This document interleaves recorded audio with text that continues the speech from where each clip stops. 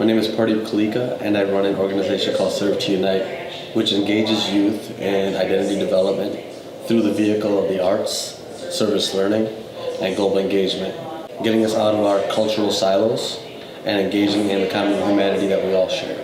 I think sometimes we get lost in these issues that face our local communities and don't understand that there is a whole global community that might not be going through some of the same problems, but that might be going through similar types of problems created by similar issues.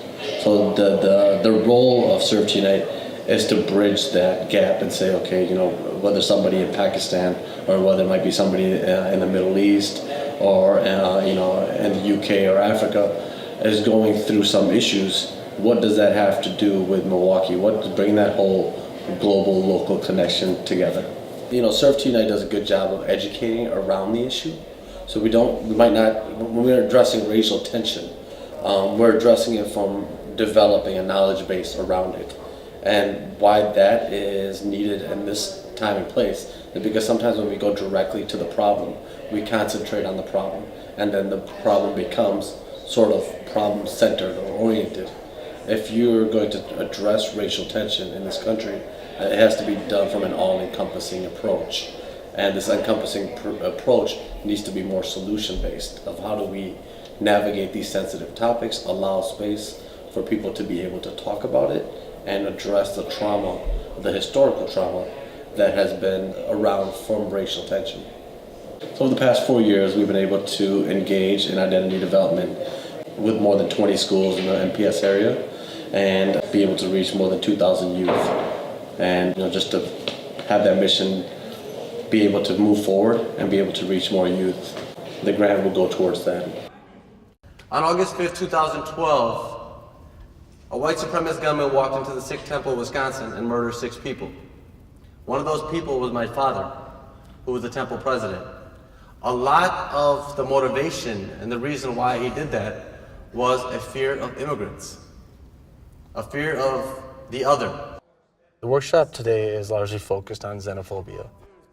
A lot of the reason for today's focus was an incident that happened about 2 months ago on the south side of Milwaukee, where local businesses were being targeted by hate mail coming from people saying that, get out of this country, you don't belong here, you can't do business here. Some schools were targeted in that area.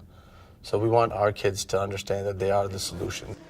So think of a word that is hateful, that has been used against you, and write it down on a sheet of paper. We're going to have you throw that sheet of paper in the bucket of water because we want to dissolve those kind of words. Now, with this exercise, we want non-judgmental faces, okay? Cross the line if you are not from Milwaukee. Step back. Cross the line if your family is religious. You go to church, you go to synagogue, you go to the mosque. Cross the line if you have ever been talked about behind your back. Cross the line if you have ever started a rumor about somebody. If you have ever talked about somebody behind their back. No judgments. No judgments. Remember, neutrality. We want them to not have that sense of isolation, that loneliness of, I'm the only one going through this struggle. What was it that you guys felt while we were doing this activity? Do you guys all hear that? No. I felt change. She felt peace inside because she felt a little bit of change. I felt equal. You felt equal. I felt nervous. Nervous, equal, all these things, right? We all have these feelings inside of us. But I like that we said, we sort of developed a brotherhood and sisterhood right off the jump, right?